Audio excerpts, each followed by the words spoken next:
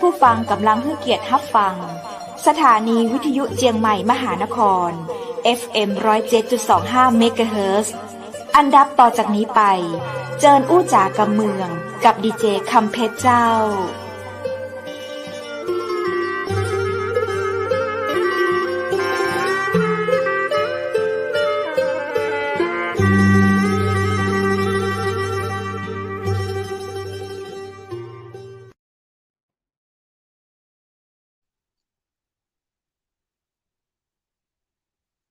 สวัสดีเจ้าสวัสดีคุณผู้ชมที่ฮักและกระเติงหาจักนักเนอะเจ้า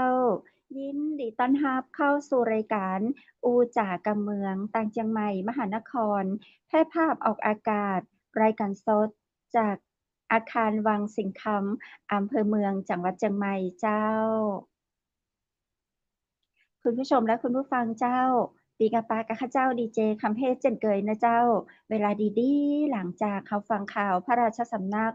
เจ้าข่าวพระราชสำนักมันจะมีตอน2 ทุ่มถึง2 ทุ่ม 10 นาทีนะเจ้าจบแล้วมาอู้มาจากกำเมืองไทยกันที่นี่เจ้าฟังผ่านสถานีวิทยุเชียงใหม่มหานครและชมภาพและเสียงผ่านเพจเชียงใหม่มหานคร YouTube เชียงใหม่มหานครเจ้าวันนี้เฮาปิกะปาการแมลงวันพุธที่10เดือนพฤษภาคม2566เจ้าวันเวลาผ่านไปเว้ยขนาดนะเจ้าคุณผู้ฟังและคุณผู้ชมเจ้า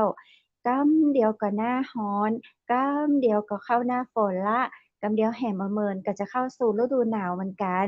จากฤดูกาลฤดูไหนๆก็อยากจะให้คุณผู้ชมและคุณผู้ฟังของข้าเจ้ามีความสุขนักๆนะเจ้าการที่เราจะมีความสุขได้นั้นเราก็ทำหัวใจของเราให้เข้ากับบรรยากาศให้เข้ากับสภาวะแวดล้อมที่เราอยู่และเป็นไปหน้าฝนก็มีความสุขกับความชุ่มฉ่ำของฝนหน้าร้อนก็มีความสุขกับอากาศที่อบอุ่นนะเจ้าหน้าหนาวเราก็ได้ใส่เสื้อแขนยาวอุ่นๆแน่ทุกๆฤดูกาลเราก็มีความสุขให้กันและกันมอบความสุขให้กันและกันผ่าน FM 107.25เมกะเฮิรตซ์ผ่านเพจ YouTube ของจังใหม่มหานครโดยเนอร์เอาละแมลงวันนี้นั้นเจ้าเราก็มีเรื่องราวดีๆมาอู้มาจากันเช่นเคยคุณผู้ชมและคุณผู้ฟังเจ้าก็ยังว่านะถ้าข้ามมาแรงมาจะอู้กับข้าเจ้าดีเจคำเพชรคนเดียวกับกะไรอยู่เนาะก็ต้องมีคนมาอู้มาจาด้วยกันนะเจ้าเมื่อตะกี้นี้ขอสวัสดีนะเจ้าวันนี้นั้นเจ้าตังรายการเชียงใหม่มหานครเฮาได้มีโอกาสต้อนรับแขก VIP จากจังหวัดระยองเลยนะเจ้าวันนี้มาจากจังหวัดระยองเจ้าเป็นประธานภาคีเครือข่ายรักสิ่งแวดล้อมของจังหวัดระยองนะเจ้าระยองฮีฮะนะเจ้าวันนี้เปิ้นจะมาอู้จากับเฮามาแลกเปลี่ยนเรียนรู้กับเครือข่ายรักสิ่งแวดล้อมเป็นจะใดนั้นโอกาสนี้เจิญปากับคุณพิษพัทรานิชเจริญพาณิชย์ยินดีต้อนรับสู่เชียงใหม่มหานครสวัสดีเจ้าสวัสดีค่ะโอ้สวัสดีเจ้าขออนุญาตฮ้องชื่อเล่นคุณพิเขินษนะเจ้าได้ค่ะได้ค่ะ คุณพี่ได้ยินเสียงเพศชัดเจนก็เจ้าได้ยินชัดเจนค่ะได้ยินชัดเจนเนาะอ่อันค่ะเวลานี้ขอคุณพี่แนะนำตัวเก่าสักกัำละเจ้าฟังกะเมืองเข้าใจก็เจ้า เข้าใจถ้าบ่เข้าใจค่ะเดี๋ยวแปลให้ แปลแปล เจ้าแปลหน่อยก็ได้นะคะอ่าค่ะฟังเชินู้นญคุณพีทฟังก็แนะนำตัวเองหน่อยเจ้าอ๋อพีทก็เป็นคนระยองนะคะ ก็ทำเกี่ยวกับด้านสิ่งแวดล้อมเนี่ยค่ะ เกี่ยวกับการรณรงค์เกี่ยวกับรักสิ่งแวดล้อมโดยเฉพาะเลยค่ะ เพราะว่าระยองก็ถือเป็นเมืองหนึ่งที่เป็นอุตสาหกรรม ดังนั้นเราถึงอืมมองถึงด้านสิ่งแวดล้อมเป็นหลักอะค่ะ เกี่ยวกับเลยสเจ้าร้างภาคีเครือข่ายเพื่อดูแลสุขภาพนะคะพี่น้องชาวระยองให้มีสุขภาพที่ดีขึ้นนะคะเราเลยมาทำจุดนี้กันนะคะอืมเป็นประธานนะเจ้าเป็นเป็นประธานค่ะเครือข่ายรักสิ่งแวดล้อมเครือข่ายเฮามี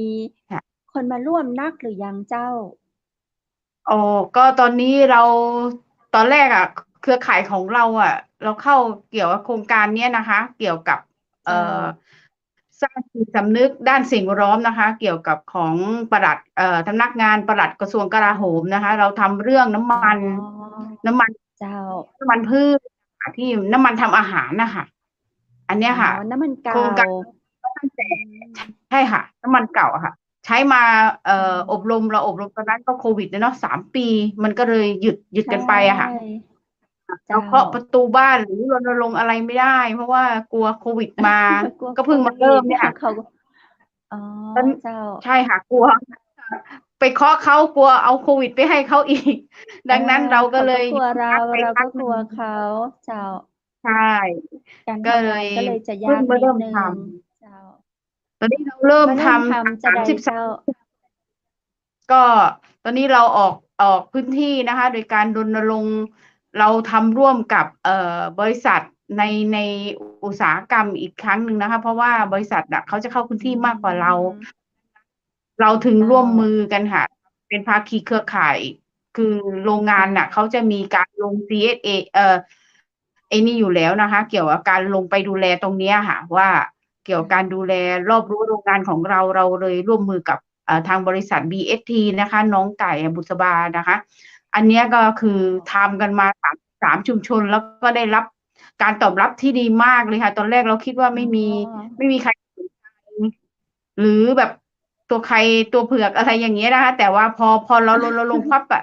มันกลายเป็นว่าเจ้าจากจุดเล็กๆอะค่ะจุดเหมือนผ้าขาวอะหยดหมึกสีดำไปเจ้าแล้วมันจะกระจายอะค่ะคือกระจายอืเราใช้จุดเล็กมก่อน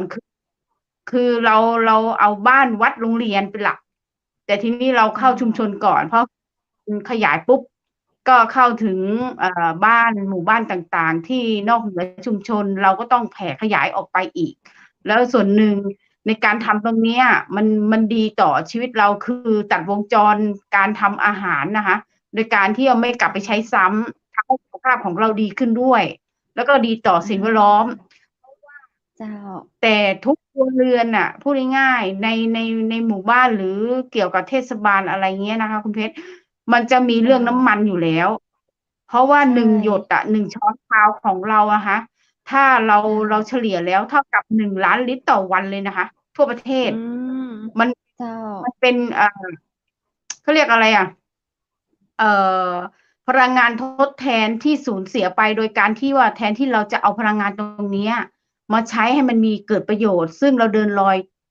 อยตามพ่อนะคะพ่อหลวงของเรารัชกาเจ้าลที่9ที่เคยทำเกี่ยวกับไบโอดีเซลน่ะดังนั้นเราอ๋อเลยกลับเจ้ามาทำแบบรียูสเรียกว่าเอาพลังงานทดแทนตรงเนี้ยมาทำให้เกิดประโยชน์ต่อประเทศชาติของเรามันดีต่อสังคมเจ้าสิ่งแวดล้อมอย่างไรเพราะว่าน้ำมันเนี่ยถ้ามันปนเปื้อนลงสู่แม่น้ำคุณเพชรลองมองดูว่าแม่น้ำเราจะเกิดอือะไรขึ้นในมการปนเน่าเหม็นหนึ่ง เสียอ่าเจ้าสิ่งมีชีวิตที่อยู่ในน้ำแหล่งน้ำทั่วไปอือีกเขามจะได้ออกซิเจนไหมถ้าคุณเพื่อนเห็นไหมเวลาน้ำมันน่ะมันจะลอยตัวมันจะมีความเบาความเบาก็คืออยู่ข้างบนน้ำจะอยู่ข้างล่างมันจะปกคลุมหมดเลยดังนั้นสัตว์เล็กสัตว์น้อยที่อยู่ในแม่น้ำลำคลองก็ไม่สามารอืถที่ใช้ออกซิเจมนได้เข้าใจได้อ่าอ่าใช่และและอย่างคือถ้ามุดตามหมู่บ้านต่างๆที่ไม่ได้อยู่ในเทศบาลอย่างอยู่ในเทเจ้าศบาลเราคิดตรงเนี้ยตรงท่อ ไขมันกอกจับระยองโดนน้ำท่วม10 ปีมาอืไม่เคยมเพิ่งมาโดนครั้งเจ้าใหญ่นี่คุณลงมาดีนะว่าเพราะอะไรเพอืราะว่ามน้ำมันเหนียวหนืดน่ะไปจับเศษต่างๆใต้ท่อก็ทำให้เป็นก้อนใหญ่ๆก็อุดตันท่ออีกแล้วในเจ้าเสียงบประมาณในการลอกท่ออีกเนี่ยมันไปอืดีต่อชามติคืองบประมาณในการลอกท่ออีกคือมันเหมือนกันว่าเจ้าเป็นวงจรหมดเลย แล้วอืถามว่าบ้านมโดนน้ำท่วมเนี่ย2 วันนี้ก็ท่วมเพราะฝนตกโดยแบบว่าพายุเข้าท่วอืมสิ่งมที่ได้คือคราบไขมันล้างกว่าจะออกคุณเพชรเจ้าคิดดูดิอ่าโอ้เจ้าเนี่ยพิษเลยรณรงค์เลยสร้างจิตสำนึกอย่างมากสุดแล้วก็เรื่องโควิดนะสำนักงานปลัดก็คิดว่าในเมื่อคุณเป็นโคเอ่โควิดเนี่ย3 ปี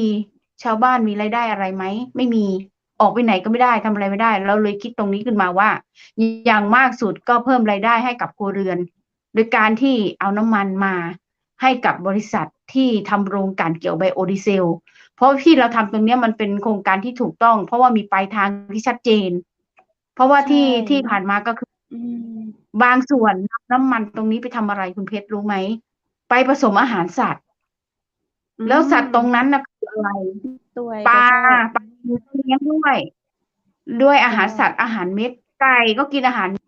สุกรหมูก็กินอาหารเม็ด แล้วเรากินเขาเข้า อื ไป ม คุณเพชรอะไรกลับมา มะเร็ง คุณไม่รู้หรอก เจ้า ทุกวันเนี้ยมะเร็งอ่ะ อันดับที่เท่าไหร่ของประเทศ คุณมองตอบโจทย์ดีๆ ว่าระยองมองว่าเรื่องอุตสาหกรรมเกี่ยวกับอากาศมลพิษไม่ใช่ เกี่ยวกับอาหารการกินเป็นหลัก อาหารการกินนี่ไม่ใช่ว่า เกิดจากอะไร ก็เกิดจากอาหารสัตว์ตรงนี้แหละค่ะ เพราะว่าบอกได้เลย น้ำมันใช้แล้วไม่สามารถกลับมาใช้ซ้ำได้ค่ะคุณเพชร อันเนี้ยบอกตรง อื ๆ เลย ม เพราะว่าเรา เจ้า อยู่ในการชัวร์ก่อนเราสามารถที่เช็คข้อมูลได้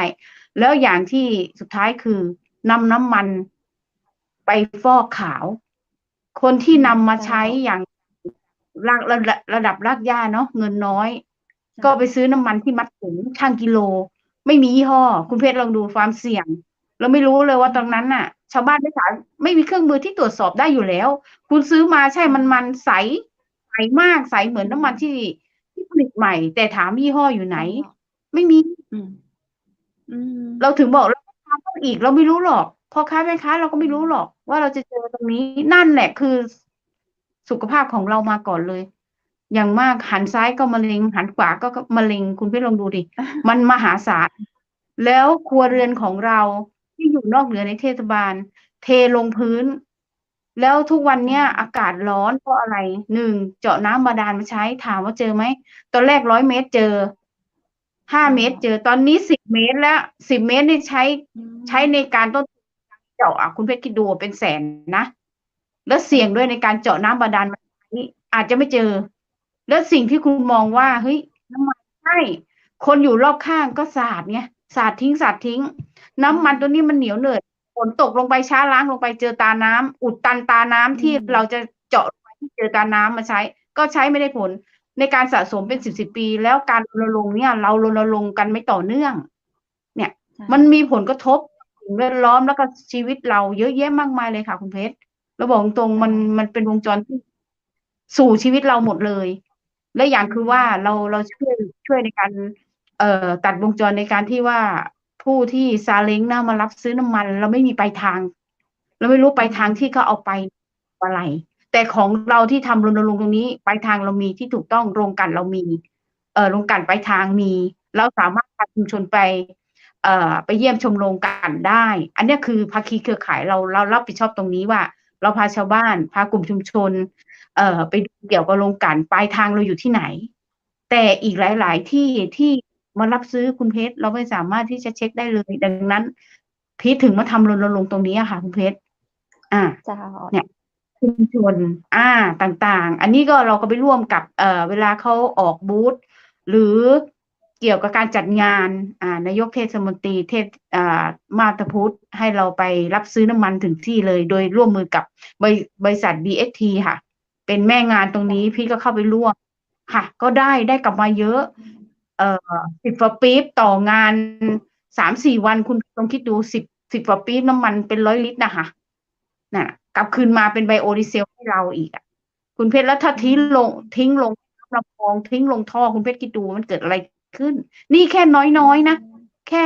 งานจุดเล็กนิดเดียว แล้วก็บริษัท BST เขาไปมอบทุนการศึกษาต่อปีกับชุมชนต่างๆพี่ก็ติดสอยห้อยตามเขาไปด้วย เพื่อจะลงชุมชนให้มากขึ้น เพราะว่าเขาจะรู้จักชุมชนอย่างพี่เข้าไปเนี่ยเฮ้ยใครเนี่ยมาจากไหนอย่างไรเขาก็จะไม่ค่อยไว้วางใจ ดังนั้นเราจึงทำร่วมมือกับบริษัท BST นำร่อง แล้วก็เซ็นสัญญา MOU ในการที่ว่ามอบน้ำมันให้กับบริษัทปลายทางนะคะไปทางธนโชติกรุ๊ปเนี่ยค่ะไปทำไบโอดีเซลที่ถูกต้องเรามีปลายทางที่เช็คได้ชัดเจนคุณเพชรเราถึงนำมาเพื่อที่จะให้ชาวบ้านหลายๆครัวเรือนนะคะที่ไม่ทราบว่าน้ำมันตัวเนี้ยบางคนน่ะคุณเพชรลองไปดูในถังขยะน่ะมีขวดมีพลาสติกมีอะไรแต่ทุกคนมองข้ามน้ำมันเพราะไม่รู้ว่า มันมันสามารถสร้างรายได้ให้กับครัวเรือนกับชุมชนของเราได้ ตอนเนี้ยไปดูในตามถังขยะขวดไม่มีพลาสติกก็ไม่มีอะไรไม่มีเลย แต่น้ำมันตั้งอยู่ในถังนั่นแหละ เพราะอะไรเขาไม่รู้จะไปไหนไงพอเราลงปุ๊บก็เริ่มค่ะ เราก็เริ่มจุดเล็ก แล้วคือน้ำมันของเรานี่ก็ไปต่อโดยการที่ว่าช่วยวัดนะคะทำบุญโดยที่ไม่ต้องใช้เงินทำอะไรนะคะ ก็ให้ชาวบ้านนี่แหละ รวบรวมน้ำมันตามครัวเรือนนี่แหละ เอามาทำบุญกับวัด โดยวัดเนี่ยจะได้มีรายได้ในการที่ว่าค่าน้ำค่าไฟต่อเดือน คุณเพชรลองคิดดูนะ แต่ละเดือนวัดต้องรับภาระเรื่องค่าน้ำค่าไฟเยอะมาก เฉลี่ยแล้วเกือบ10,000ตีซะว่า10,000ก็มีนี่ก็เลยรณรงค์ว่าทำบุญโดยที่ไม่ต้องใช้เงินเลยสักบาท เพื่อตัดวงจรในการที่รักสิ่งแวดล้อมกับเรา โดยการที่ทำน้ำมันกุศโลบายในการทำน้ำมันก็ไหลลื่นอยู่แล้วใช่ไหมคะก็ทำให้ชีวิตครอบครัวของเราเหมือนไหลลื่นเหมือนน้ำมันเนี่ย เวลาไปจุด หรือเอาไปทำเติมน้ำมันตะเกียง ในการที่จุดธูปจุดเทียนในวัดก็ยังได้อยู่อะค่ะคุณเพชรคืออันนี้เราสร้างรายได้ให้กับวัดด้วย แล้วก็ตามมาอย่างก็คือโรงเรียน ก็รณรงค์ให้เด็กเยาวชนได้รักสิ่งแวดล้อมตรงนี้ โดยการที่ไปบอกที่บ้านว่าแม่ขอน้ำมันที่ใช้แล้ว อย่าใช้ซ้ำเลยมารวมกันที่โรงเรียนก็เป็นทุนการศึกษาของโรงเรียนได้ค่ะอันเนี้ยโครงการของเราจะไปทั่วประเทศนะคะคุณเพชรตรงเนี้ยเราเลยจะรณรงค์ช่วยกันนะคะเพราะจะทำให้เด็กได้รู้ถึงคุณค่าตรงนี้ว่าพลังงานทดแทนแล้วก็ให้ความรู้กับเด็กด้วยค่ะว่าในการใช้น้ำมันตรงนี้ค่ะว่ามีประโยชน์ในการที่ว่าทำเป็นโครงการอาหารกลางวันเด็กก็ได้ทุนการศึกษาเด็กก็ได้อะไรเงี้ยค่ะ ตอนนี้พีทเริ่มจากชุมชนก่อน แล้วตอนนี้กำลังต่อไปที่วัดค่ะบ้านวัดโรงเรียนเนี้ยเอาจุดเล็กๆก่อน แล้วก็กระจายไป พอส่วนราชการเห็นก็เชิญบริษัท BST เนี่ยค่ะเข้าไปบรรยายหรืออะไรอย่างเงี้ยค่ะ มันก็มีประโยชน์ต่อกันไปเรื่อยๆค่ะคุณเพชรตอนนี้พีทเอาของชุมชนเป็นหลักก่อนค่ะ เป็นต้นแบบก่อนค่ะ เพราะว่าเจ้าหน้าที่ในการทำงานของเราก็เริ่มเข้ามาทยอยร่วมกันนะคะแบบ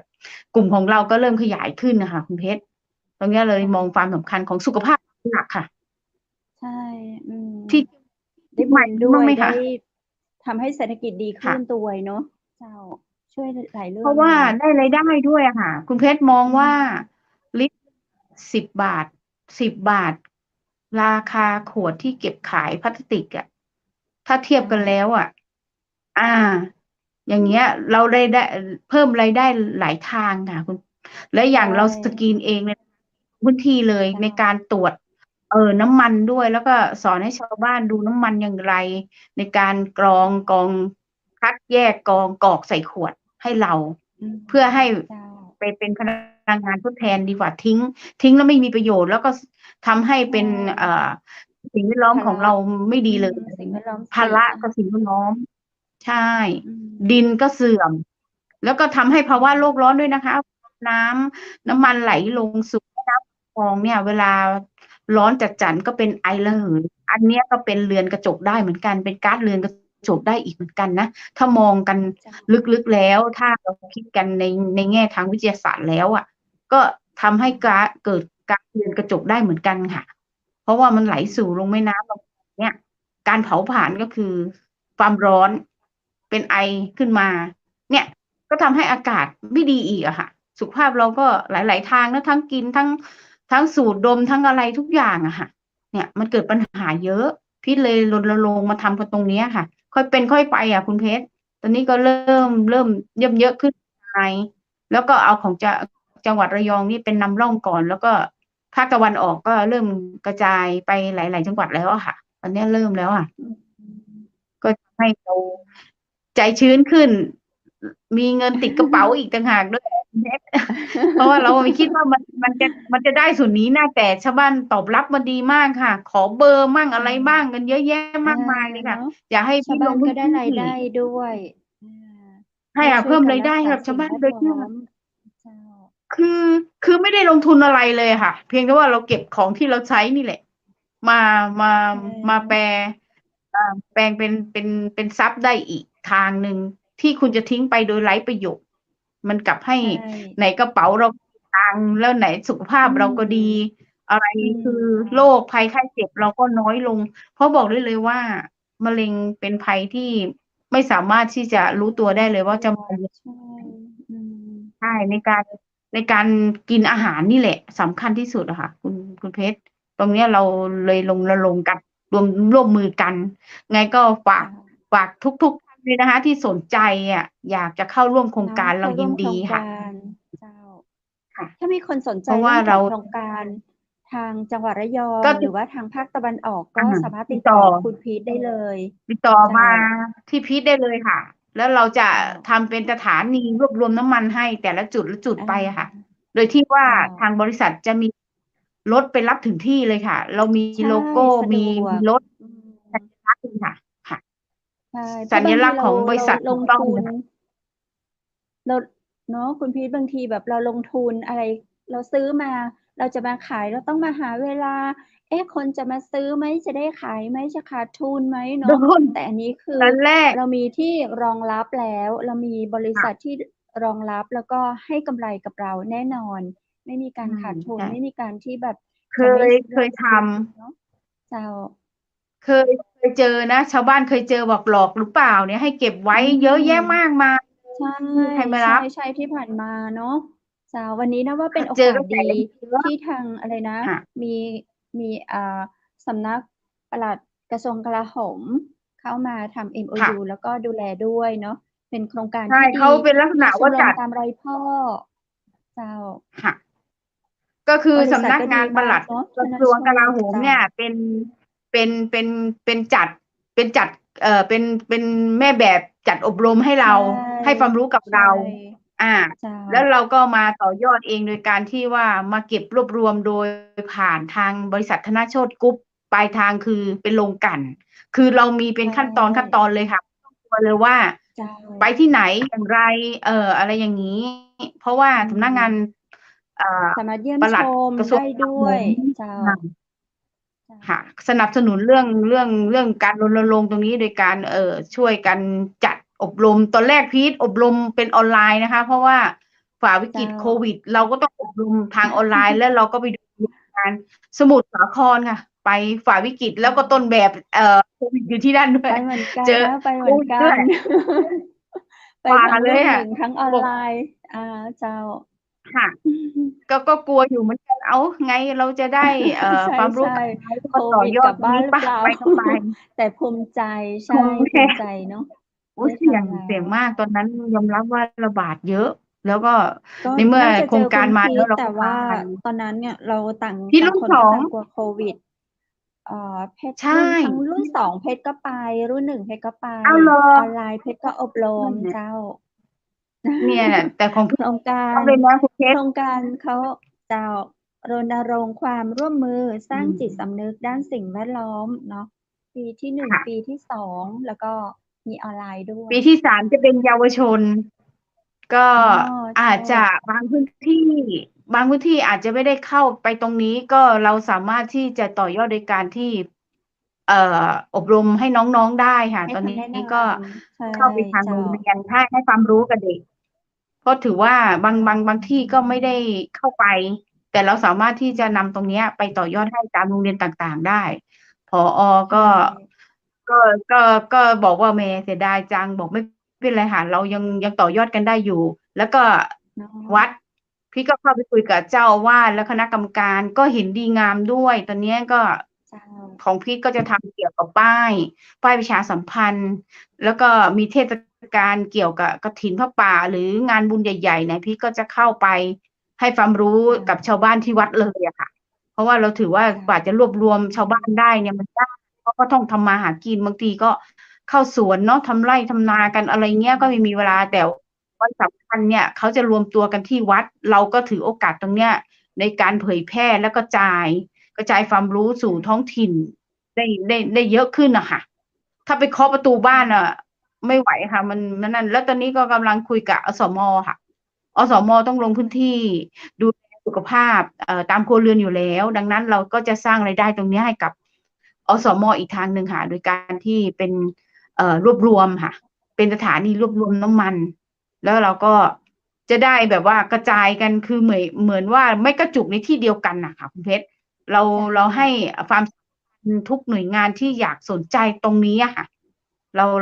ให้โอกาสแล้วก็ให้เขาสร้างรายได้ด้วยด้วยด้วยกลุ่มของเขาเองด้วยค่ะ เรายินดีที่จะเป็นให้ความรู้ค่ะ แล้วก็ตอนนี้อุตสาหกรรมจังหวัดก็เข้ามาสนใจ เพราะว่าเราจะทำเป็นเมืองนิระบบนิเวศที่สะอาดอะค่ะ อันนี้ก็อุตสาหกรรมก็เจ้าเข้ามาแล้วค่ะก็ถือว่า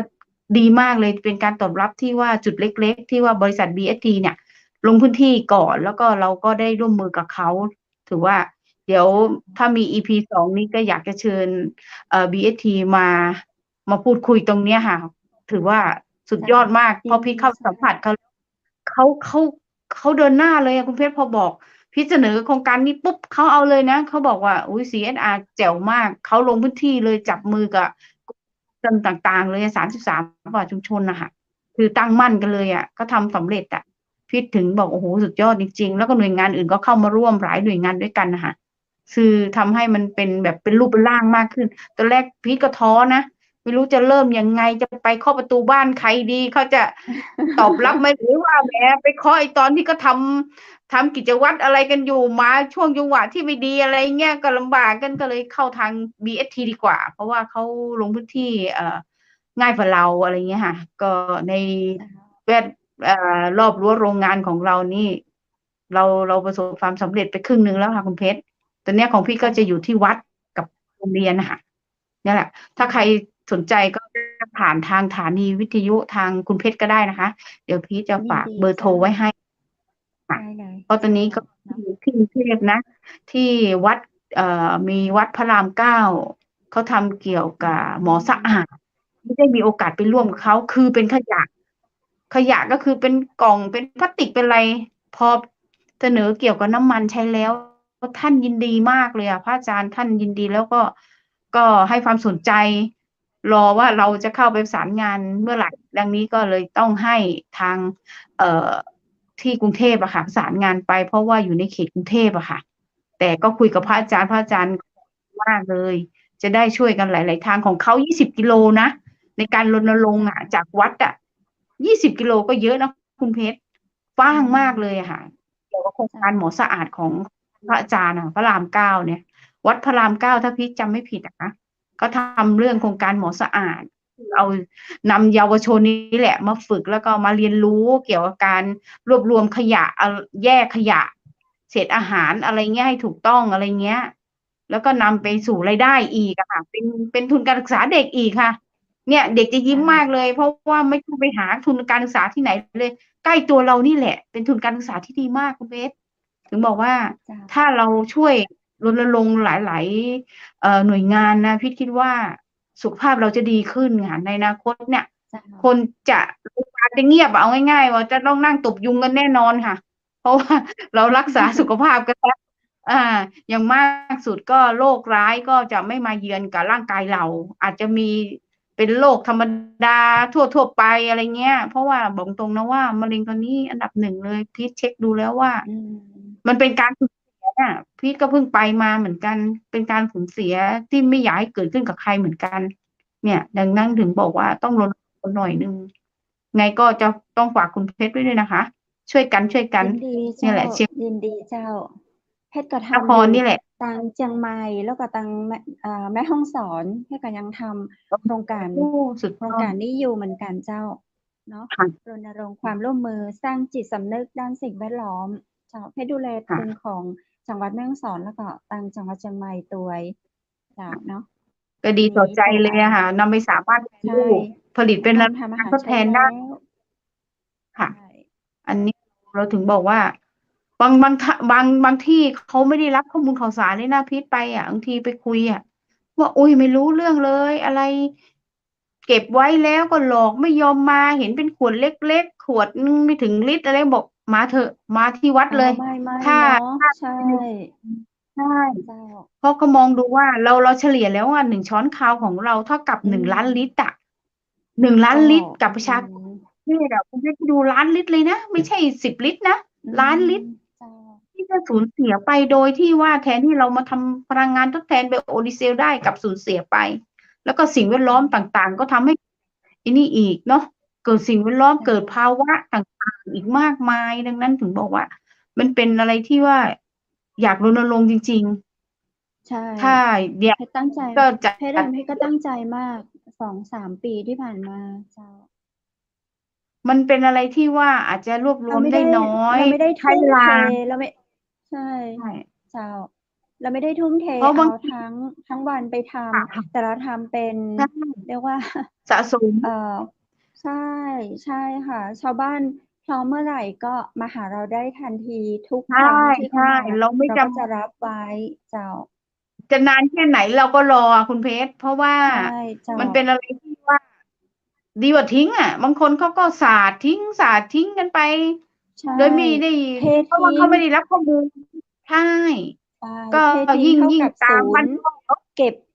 ค่ะ เก็บใส่ขวดไว้ หรือว่าเอามาขายต่อที่เราพร้อมที่จะรับซื้อ นี่คือการช่วยชา ค่ะ ติ ที่เราไปอบรมมา ค่ะ ใช่ไหมคะ ที่ ใช่ พี่ๆทหาร ใช ก็บอกเราเนาะ เททิ้งเท่ากับ อา ศูนย์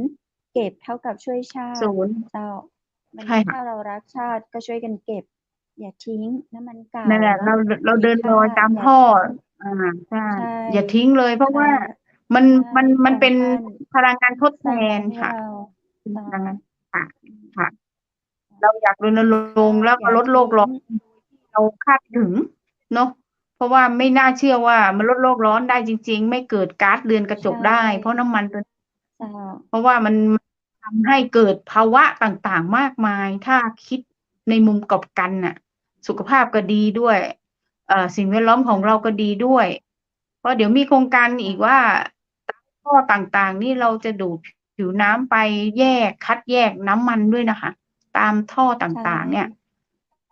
เพราะว่า ใช่ บาง ไมท่ีเท เราหยุ ทิ้งลง หยุด ท่อน้ำ ใช่ ใช่ เนี่ยพี่เจอน้ำท่วมที่บ้าน 2 วันเนี่ย โอ้โฮ ขัดสัก อื ขัดพื้นม น่ะ พื้นกระเบื้องอะ โอ้โฮ แล้วก็มากับน้ำเน่าเสียด้วย คุณเพชรคิดดูสิ นึกถึงสภาพอะ น้ำท่วมอะ อืม มันจะไปไหนอะ? เจ้า นั่นน่ะ แล้ว โอ้โฮ เหม็น ขัง เหม็นอยู่ มากเลย เรา ขังอยู่ แล้วก็ เข้าบ้านเรา ข้าวของเครื่องใช้ก็เหม็นไปกับน้ำมันเนาะ ค่ะ ใช่ โอ้โฮ ไม่ต้องห่วงเลย ลอยเลยอะ ลอยเลย ค่ะ น้ำมันนี่มาเป็นผิวแบบเห็นเลย สะท้อนแสงไฟเนี่ย เมื่อคือืนวานน่ะตก ม 1:00 ที่ ระยอง ค่ะ อืตก 1:00 ม อะค่ะ ก็ เจ้า ท่วม เพราะมันไหลไม่ทัน เพราะว่าเนี่ยเกิดภาวะจริง ๆ อะ ถ้าคนเขาไม่รู้นะว่า เอ๊ะ ทำไมน้ำท่วมเพราะอะไรเนี่ย เป็นส่วนหนึ่งนะ จริง ๆ แล้วมาเจจ้าา กเรานี่แหละ ใช่ ความที่ใชว่ารู้เท่าไม่ถึงการ ่ เทเถอะนิดท่อ เดียวเอบระายง น้ำอุดตันเจ้า นิดเดียว อืคิดดูม นะ ทุกคนเนาะ คิดว่า ทำลายสิ่งแวดล้อมได้ทั้งหมู่บ้านเลยนะ นิดเดียวเจ้า เสียระบนิดเดียวเถอะ บนิเวศไป ไม่เปท็นั้ไงรหรอก แหม ไม่จัได้เยองหวะัดแยเละ ยนะ เจ้า เยอะ ๆ เพราะว่าท่อน้ำต่าง ๆ ท่อน้ำทิ้ง หรือรางระบายน้ำอะ เทศบาลก็บรรจบอยู่ที่ตรงไหนไหม มันก็ไปรวมกันที่นั่นน่ะ เพราะว่าเขาทำไว้ใช่อะ ค่ไม่ะ ใช่ว่า บ้านใครแล้วแยกเป็นบ่อ ๆ เมื่อไหร่อะ มันไปรวมกันใชน่ะ จุด่ ปลายทางอยู่ที่เดียวกันหมดน่ะ คุณเพชรลองคิดดูว่า ใชกว่าจะไป่ ถึงจุดปลายทางที่เขาทำไว้อะ มันก็อุดอืตันแล้ว ม นั่นแหละ จรมันิแก้งเจปัญห้า า ใปชัญ่ หามันแก้ที่ตัวเจ้า เรานะ ปัญเจ้หา า แก้ที่ถ้ตาัวเรเารานิดเดีจะต้องไยปวเองเนี่ย ให้เทศบาล เรียกว่าอะไรนะคะ การลอกระบายน้ำ ก็ต้องใโชอ้้งบประมาโณฮ อีก ก็ต้องใช้ทั้งคนั่นน น่ะ ใช้ทั้งเครื่องมือ ใช้งบประมาณเนาะ ใช้เงินเนี่ย อีก ดีโอ้ ต่อประเทศชาติเลเจ้ย า ถ้าทำอะ อืถ้าทม ำได้อะดีเจต่้อา ประเทศชาติมากเลย ใช่ แล้วก็วันนี้เรามกลัาบมาใช้ซเก้็บำนี่ก็กลอก ดีต่อกลอง ชีวิตเรา เจ้า คเ่จ้ะ า นั่นน่ะ ง่ายนิดเดียวเอง พีชนี่นั่งกรอกทุกวันเลยพีช อา ส่วนมากถ้ายิ่ง เนาะ ทอดของหเจม้ัา กอะ อย่างปลาเจ้ส้า มหรือปลาเค็มเนี่ย พีชใช้ครั้งเดียว เพราะว่ามันมีการหมักอะไรเยอะแยะมากมายอะ น้ำอืมันเปลี่ยนสีม ทันที เจแล้้วตอนที่า พีชไปออกกับ งานวิถีชุมชนน่ะนะ เขาเอามาให้เจ้า นะ กล้วยทอดอะ เจ้า พีชยังตกเจ้า ใจเลยว่าใสแล้วมาก ปี เหมือนยังไม่ได้อ๋ใอ ช้ใส เลย ไม่มีกอ๋าอ ร เขา เจ้า คุณยายที่บอกเลยว่า ดีเขจัาคุณงเลย ภาพเรื่อง เขาดูอ๋อ แลเรื่องชีวิตเลยว่า ยินสุขภดีาพเลด้ยอวยะว่า เจ้า ตอนแรกว่าเฮ้ยยายเอามาทำไมเนี่ยใสมากเลยเขาบอกทอดแล้วทอดครั้งเดียวค่ะของอ๋อ ยายรับประกันเรื่องได้เลยว่าเอออุ้ยเรายังนี่สินึกในใจน่าทายายไม่ต้นองมาเทรวมเจ้า ยายไม่ต้องมาเทรวมในปี๊บได้ไหมหนูขอซื้อต่อหนูจะไปใช้ใสใสมากๆเลใช่ยแล้วเจ้าเราก็เลยถามน้ำมันเขาว่าใช้ยี่ห้ออะไรยายก็บอกว่าการทอดอ่ะเขาปี๊บหนึ่งก็ซื้อมาปี๊บหนึ่งอ่ะเขาทอดครั้งเดียวในกระเจ้าทะใหญ่อ่ะอ๋อแล้วเขามาให้เราโอ้โหแล้วใส่ขวดมาอืโอ้ย มเจ้าไถดูแล้วว่าเนี่ยบ้านเราดำเลยนะเพราะเราทอดปลาเค็มครั้งเดียวดำปีกับอันเนี้ยเอทอดกล้วยทอดอ ครั้งเดียวอุ๊ยเราตกใจว่าเจ้าเอาน้ำมันมาเรารับน้ำมันที่ใช้แล้วนะคะ เราไม่ได้เอาน้ำมันใหม่นะคะเขาบอกเนี่ยใช้แล้วครั้งเดียวโอ้โหยอมรับพีทต้องตามไปซื้อกล้วยทอดเขาเลยนะเพราะว่าอยากกินเจ้าเพราะเรามั่นใจแล้วอ่ว่าร้านนี้แน่านอนใช้แล้วไม่ทอดของเขาดีซ้ำด้วยใช้น้ำมันเจ้าก็ดี ดีต่อสุขภาพเราบอกเลยของเจ้าเขาดีนั่นน่ะสิแล้วก็สุขภาพเราก็ดีบอกหนูบอกว่าจะตาอืมเลยบอกยี่ห้อไหนม เนี่ยเขาจะมีมีแบรนด์ของเขาทอดอ่ะเขาบอกว่าอยู่เจ้าอยู่ที่ตรงเต็นท์ไหนอะไรเนี่ยพิษไปซื้อเลยนะเพราะว่าเรามั่นใจแล้วกล้วยทอดเจ้านี้แน่นอนที่สุดคือไม่ซ้ำด้วยแล้วก็ใช้ใหม่ด้วยอะไรเงี้ยบอกว่าการันตีได้เลยเราไปยืนการันตีให้เขาด้วยนะเราบอกใจชื้นเลยอย่างเงี้ย อย่างอื่นอ่ะเราไม่ค่อยมั่นใจแน่เราก็อยากจะกินทุกคนจะพูดคำเดียวว่าไงมะคุณเพชรไม่เป็นไรเจ้านะครั้งเดียวเองอืมไม่เป็นไรเจ้านะอืมครั้งเดียวเองใช่ในทำนองเนี้ยคุณเอเพชรแต่เราอมองดูว่าครั้งเดียวครั้งเดีมันมีความ ยวนั่นแหละเนาะน่ากลัวเจ้าก็เอาง่ายๆว่าถ้าเราศึกษาในตัวเราอะลำไส้เรามันก็เป็นแบบสักหลาดอะเป็นขนเล็กๆอะอืน้ำมมันเข้าไปอะคุณเพชรคิดเอดูอมันติดติดอยู่ไหมอะมันก็ติดอะเหมือนผ้ากำมะหยี่ที่เรามองเห็นลองเทลงไปมันเหนียวหนืดไหมกว่าจะอืเอาออกอะมไปล้างก็ไม่อได้อะไรอกไม่ได้ก็ไม่ได้ล่ะขัดอาใช่ก็แล้วนึกหมักหมถึงตอนที่มอยู่ตรงเทลงท่อนั้นที่ปากน้ำอะอาโอ้เรานึกต้นกำถึงเลยนะเนิดของมะเร็งร้าบอกว่ายโอ้โหมันคิดแล้วก็สะสมเป็นปีสยอง ๆแล้ว ใช่เรากินน่ะเรากินครั้งเดียวเราไม่คิดว่าเฮ้ยนานๆทีเราคิดดูไอ้นู่นก็เข้าเจ้าไอ้นี่ก็เข้าเกี่ยวกับของเอนะเนาะอเราไม่รู้เลยอืว่ามมันมีตัวอันตรายแฝงอยู่อันเป็นตรายภัยที่เราไม่เจ้าสามารถต้องมีอาการเยอะๆแล้วถึงจะบอกได้ว่าเฮ้ยเป็นแล้วนะระยะ2ส่วนใช่มากจะเจอ3-4อืม ไอ้หนึ่ง สใช่องไม่เจอนอกจากเจ้าเป็นอะไรป่วยอย่างอื่นแล้วตรวจด้วยถึงจะเจอ1-2นะแต่ถ้ามีอืมอาการเจ้ารับรองได้เลยว่า3-4แน่นอนคือยากยากมากเจ้าถ้าเขาเป็นลักษณะว่ามะเร็งแล้วยากมากที่จะรักษาออกสามจากร่าสี่นะบอกงเราได้ตรงแล้วอืมชีวิตเราเลยอ่ะบางคนตอมเลยนะไม่กล้าสู้เนี่ยพีททุกวันเจ้าเนี้ยพีทเจอกับคนเป็นมะเร็งเนี่ยให้กำลังใจเขาเจ้าอย่างเดียวเลยนะเพราะเรื่องยาเรื่องอะไรก็ต้องทางหมอแล้วล่ะแต่ทีนี้อืเรามาเจ้าตัดไฟแต่ต้นลมดีกว่าไหมอ่ะเราอืมมารักสุขภาใช่พเราก่อนที่มันจะเนาะถึงระนั้นป้องกันดีกว่าไหมกันเจ้าดูแลกันถ้าแต่เพิ่งไปถ้าคุณรักเนี่ยสิ่งแวดวันนี้ล้อมสิ่งแวดล้อมเขาก็รักเราเนาะดูแลร่างกายใช่เรานี่อย่างเจ้ามันพันยอดกันหมดเลยในการตรงเนี้ยใช่ค่ะว่ามันเจ้ากระทบอะผลกระทบเนาะเรื่องอืมอากาศเจ้าเรื่องดินน้ำอากาศเนาะไปหมดสุขภาพเราเจ้าเราเราใช่เราอยู่กับพวกธาตุพวกเนี้ยธาตุทั้งสี่อะดินน้ำเนี่ยเจ้าไหมเจอหมดเนี่ยแล้วถึงบอกว่าอย่างไฟอะก็เกี่ยวกับธรรมชาติคือพระอาทิตย์แสงแดดเผาผลาญเกี่ยวกับผิวน้ำระเหยกลายเป็นใช่ก๊าซที่เป็นก๊าซเรือนกระจกได้น้ำมันเรานี่แหละระเหยดีนักไวไฟด้วยอะไรด้วยทุกอย่างเนี่ยคือเราครบหมดนะจริงๆกลัวเลยนะตอนเนี้ยพิษทานผักอย่างเดียวเลยตอนเนี้ยไม่ค่อยแตะเลยนะพวกเนื้อสัตว์เจ้าบอกตรงเพราะว่ากลัวพอเรามาศึกษาตรงนี้อะคุณเพชรแล้วมันทำให้เราแบบอ่ต้องบอกต่อนะาต้องบอกต่อว่าทานใช่น้อยๆทานได้ใช่น้อยทานได้ๆผักอย่าก็ให้งมากสุดชิมันมี มเนาะให้หายอใช่ยากใช่แล้วผักมันมีใยไงมันสามารถที่ไปฝาดลำไส้เราได้ให้สะอาดได้ใช่กินที่มันมีใยมีอะไรเนี่ยเยอะๆกากใยดังนั้นเนื้อสัตว์พูดง่ายๆผักก็มีโปรตีนเยอะนะพิษสมมุติเจ้าอะไรรู้ป่ะช้างอ่ะไม่เห็นก็ต้องกินเนื้อสัตว์เลยทำไมก็ตัวใหญ่มีพลังเอนะอเจ้าใช่ไหมใช่ไม่ใช่ตัวใหญ่ได้เลยเอก็ไม่ได้ขาดสารออาหารอ่ะใช่ช้างม้าวัวควายกินพวกพือืชทั้งนั้นเลยมกินหญ้าใช่อย่างเงี้ยเจ้าดัง เราถึงบอกเราบริโภคเนื้อสัตว์น้อยลงแล้วทานพวกพืชเยอะขึ้น มันไม่ได้อืด้อยกันไปมเลยนะ เกี่ยวกับพวกพวกสารอาหารเกี่ยวกับพืชผักอะพี่ก็ศึกษาตรงนี้ค่ะมาเยอะเหมือนกันถ้าจะหลีกเลี่ยงได้ก็นานๆทิ้งแล้วกันเกี่ยวของทอดอ่ะอยากทอดเอาผักนี่เลยไปทอดสารพัดผักเนี่ยบางทีเนื้อสัตว์แต่เนื้ให้อสัตว์มาดีเนาะบวกกับน้ำมันนึ่งด้วยยิ่งลวกอะไรอย่างนี้จะน่าทานกว่าใช่ เนาะผักสดพี่เจ้าแต่ต้มกับนึ่งแล้วก็ลอ่วกนี่แหละอย่างคุณเพาชรว่าเนี่ยแล้วก็ทานตรงที่ว่าหลีกเลี่ยงน้ำมันให้น้อยที่สุดอ่ะตอนอ่เนี้ยเราไม่ารู้แล้วน้ำมันมาจากไหนไม่รู้ว่าต้องระวังกันนิดนึงอ่ะเพราะบางครั้งเราทานเอาง่ายๆทีก็ทีเรามาทานทานทีใช่ไหมความอยากของคนเจ้าเราไงถึงบอกว่ามันใช่มันมันตามใจปากเราอ่ะแต่สุขภาพมาทีหลังนี่แหละแล้วก็มันต้องทำงานนะทำงานไปรักษาเราเองอ่ะ ไอ้เงินที่เก็บได้เนี่ยไปรักษาสุขภาพเราเองทั้งนั้นเลยอ่ะดังนั้นเราตัดไปแต่ต้นลมดีกว่าดูแลสุขภาเจ้าพกันดีกว่าเนาะใช่เนาะนั่นแหละวันนี้ถ้าบอกว่าอยากจะกินกล้วยทอดกล้วยแขกก็นึกถึงคุณป้าคุณยายที่คุณพีทบอกเนาะฝากอุ้ยขอบจริงนะพี่ขคุณท่านอเบอร์ไว้ด้วยที่เลยนะท่านเลือกค่ะอืมดีใจแทนคนระยองที่ได้พี่ตกใจทานกล้วยอ่ะที่ถูกอนามัยเขามาให้หกเจ้าขวดอ่ะหกอืขวดลิตรอ่ะที่เป็นลิตรมน้ำมันเขาเลยเจ้านะที่จริงก็ซื้อมาเป็นเจ้านะแล้วก็ใส่ขวดน้ำมันมาบ้าเขารับรณรงค์น้ำมันใช้แล้วนี่แหละใช้แล้วบอกอุ๊ยงั้นหนูขอซื้อต่อนะจะเอาไปใช้โอ้บอกดีเลยอะยอมรับเลยว่าพี่ก็จะไปทำตรงเขาหน่อยนึงว่าพยายามบอกว่าเออช่วยรณรงค์มองของร้านป้าเนี่ยเป็นหลักนะรอบข้างมองได้เลยค่ะว่าสุดยอด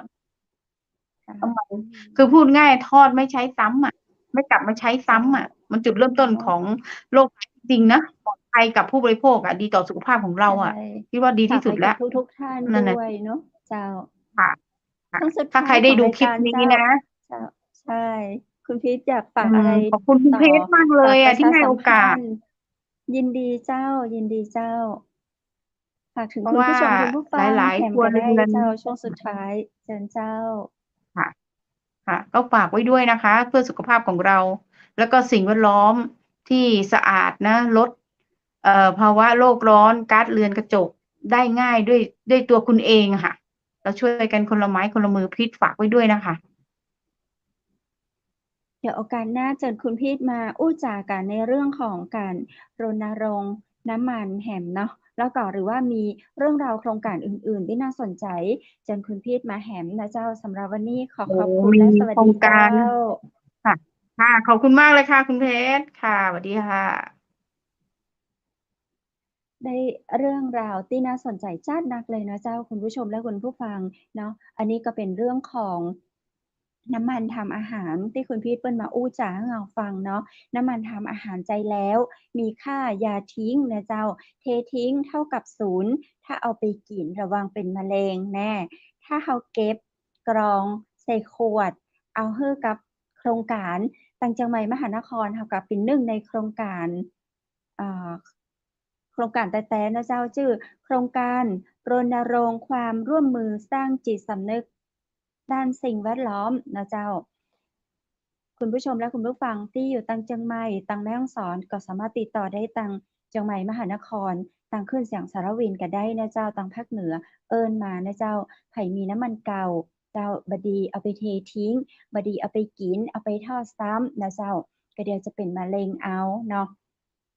เอาไปเทใส่กลางต้องกลางนาพืชสวนกระต่ายเอาไปเทใส่น้ำป่ากระต่ายน้ำก็เป็นพิษย้อนมาสู่ทำลายสุขภาพเฮาตัวแหมเมื่อสิ่งแวดล้อมเสียนะเจ้าฝากกันไว้ตัวยเนาะดูแลกันและกันวันนี้เกือบจะกู้บ้านกู้จองนะถ้าเชื่อว่าเกือบกู้บ้านใจน้ำมันนะเจ้าลองยกมือขึ้นให้เผากำลอว่าบ้านไหนบ่ได้ใจน้ำมันเนาะมีเกือบกู้บ้านละ จะอ่านกับฝากกันไว้นะเจ้าน้ำมันทำอาหารใจแล้วอย่าใจซ้ำนะเจ้าแล้วก็อย่าเททิ้งเพราะวันนี้มีค่าเนาะเฮาบ่ใจซ้ำเพราะว่าน้ำมันพืชใจแล้วเสื่อมสภาพนะเจ้าเอาไปใจซ้ำก็ทำให้คุณค่าของอาหารบ่มีแล้วแล้วก็ยังปิกมาทำลายชีวิตเฮาตัวยบ่เททิ้งนะเจ้า เททิ้ง ถ้าคุณเททิ้งลงท่อระบายน้ำก็จะไปทำให้สิ่งแวดล้อมเสียหายนะเจ้า วันนี้ก็ขอเน้นย้ำว่าเรามาช่วยกันคัดแยก เก็บ กรอง กรอกใส่ขวด โทรมาตังเชียงใหม่มหานครก็ได้ โทรหาคุณพีทก็ได้นะเจ้าไผอยู่ตี้ระยอง เอิ้นไปตี้คุณพีทพัทรนิตประธานภาคีเครือข่าย รักสิ่งแวดล้อม จังหวัดระยองนะเจ้าไผอยู่ตังภาคเหนือ เอิ้นมาตังเชียงใหม่มหานครก็ได้นะเจ้าก็เดี๋ยวเปิ้นจะบอกให้ว่าเอาน้ำมันไปส่งตี้ไหนขายตี้ไหนนะเจ้าได้เงินของขายน้ำมันเก่าที่เฮาเททิ้งลงกลางต้งกลางนากลางสวนกลางท่อวันนี้นะเจ้าหอบไว้หอมไว้ น้ำมันเก่าจะกลายเป็นทองมาให้คุณได้เป็นเงินได้เป็นทองปิกมาดีก็เจ้าถ้าดีก็เอิ้นกันมาได้เน้อเอาละเจ้าวันนี้หมดเวลาของข้าเจ้าดีเจคำเพชรและทีมงานจากใหม่มหานคร ช่วงสุดท้ายของรายการเจ้า ท่านใดสนใจร่วมรายการบ่ว่าจะเป็นบุคคล บริษัท ห้างร้าน เจ้าของผลิตภัณฑ์ รัฐวิสาหกิจ รัฐบาล ภาคไหนๆนะเจ้าทุกหน่วยงานเอิ้นจ่ากันมานะเจ้า ทีมงานเชียงใหม่มหานครยินดีเจ้า ที่จะเป็นสื่อกลางพาท่านมาอู้มาจาโดยกันที่นี่จะเป็นคนไทย จะเป็นคนเมือง จะเป็นคนภาคใต้ จะเป็นคนต่างชาติเฮาก็ยินดีนะเจ้า วันนี้ข้าเจ้าขอกราบขอบพระคุณพระอาจารย์รัตนยาโน จากพุทธอุทยานสวนบูรณรักธรรม ตำบลแม่แลม อำเภอแม่ริม จังหวัดเชียงใหม่ ขอบคุณโรงแรมแม่เสลียงเวียงงามนะเจ้า สำรองจองห้องพักราคาประหยัดได้ตลอด24 ชั่วโมง ติดต่อที่ 053-621-444 ขอบคุณน้ำผึ้งแท้ น้ำผึ้งตราสารวิน น้ำผึ้งจากธรรมชาติ 100% โทรถามโทรจองโทรสั่งซื้อส่งทั่วไทย 082-616-6889 ขอบคุณแสงประเสริฐโภชนา บริการโต๊ะจีนระดับ 5 ดาว ทั่วไทย ติดต่อสอบถามได้ที่ 090-465-8589 ขอบคุณบ้านสวนกรมงคล ตำบลแม่แลม อำเภอแม่ริม จังหวัดเชียงใหม่ ขอบคุณผ้าพิธีกรหญิง จากร้านผ้าพื้นเมืองชุดไทยใหญ่ โทรถามได้ที่ 081-191-7388 และขอขอบคุณคุณผู้ชม คุณผู้ฟังที่ฮักทุกคนทุกท่านนะเจ้า รวมถึงแขก VIP ในวันนี้ คุณพีทพัทรานิต ขอให้โชคดีมีความสุขสำหรับคืนนี้ ขอให้คุณผู้ชมทุกคนทุกท่าน นอนหลับฝันดี ราตรีสวัสดิ์เจ้า